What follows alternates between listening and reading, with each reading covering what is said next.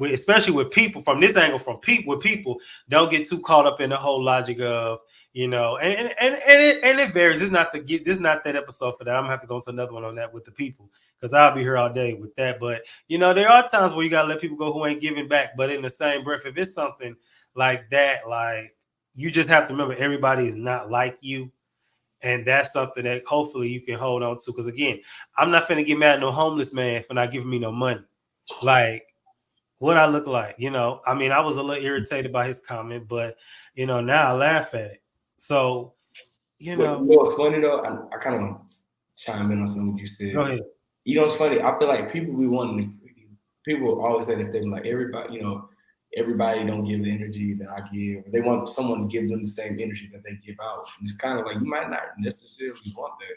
You might want that, I guess, the same amount of, I don't want to say attention, but like the same. You might want that same feeling that you're giving someone else. But like, you might not need somebody like, if you're an on 10 person, you might not need to be a person that's on 10. You might need somebody that levels you out. And technically, I feel like this is the thing too. God puts people in front of you, and now this could be whatever you want to take it as. I feel like God puts people in front of you that's a little bit different, but they might be really for you. But it's for you to have to see that person and that energy by whether that's relationship or that's friends. Because my friends is different from me.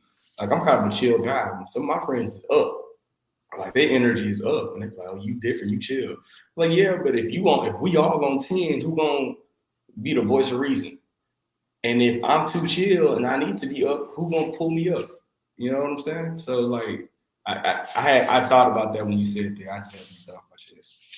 I don't know. Go ahead. Like I said, we ain't on no time limit. Mm-hmm. All right. So now let's move into my other segment, the weekly sabbatical. And as we know, this is a time we reflect and just kind of, ponder on things and just kind of let things just kind of marinate just a little bit and kind of reminisce. So my first question, how did you come up with the idea for Talented Ones Media, and what inspired you to pursue it? So for Talented Ones, okay, it's kind of a long story, but I'll try to shorten it.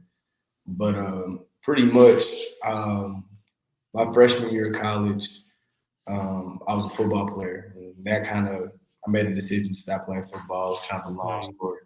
And I was at San Diego State, and so I was always the interesting kid. And when I say that, because like in high school I was a quarterback, but then like I used to do like go around Houston like with the slam poetry team and like perform everywhere and stuff like that. And so it was kind of like I was an athlete, but I wasn't a jock. But I was in the theater a lot.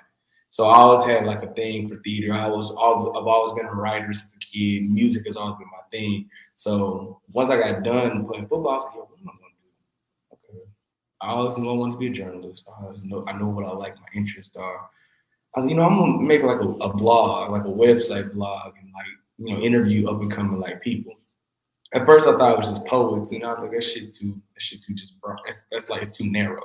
You need to interview everybody. And I kind of came up with a different name for Talented Ones. It was a terrible name. I'm not even gonna say it. It's just not creative.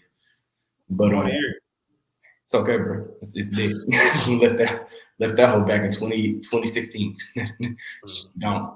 But I tried it out. So I, did the writing thing, did a couple interviews. It never stuck. I tried it twice and it never stuck. And then summer of 2017, I got a friend named Cassidy who was really on the camera game way back when, and grew up with her. And I drove her down to San Houston with me so I could go interview 3 people. Out of those interviews, only one of them really stuck. That was like good enough to like put out. And so I just put it out. Came up with the name Talented Ones. I already had the talented part in the name from like the previous name. I just put ones with it, made it real creative, got a flyer, and then I just put it on YouTube. And that interview ended up getting like 400 something views. So I was like, oh, okay, well, like people like this, I guess. And so the next semester didn't do no interviews because I ended up becoming an alpha, so that took up all my time. And then after that, I just got rolling and kind of consistent. I got a camera, And I just started shooting the editing, shooting the editing, shooting the editing. So every week or every 2 weeks, I was dropping the interview. And it just kind of spread it out. Just the word kind of spread around and it just kept growing. And the ideas kept growing. Like, and then after college, I ended up getting a radio spot on this internet radio station in Houston. And then that's when the podcast part kind of birthed. It birthed as a radio show. We were the number one show on that internet station for about a year and a half. Kept growing in that, still doing the interviews. Now I learned how to work a board. Now we're doing freestyles, bringing rappers in, boom, boom, boom, doing it like that. Now we were traveling to do interviews. It just kind of grew. It just kind of grew. And now we're just blessed to be here in 2023 doing what we love to do.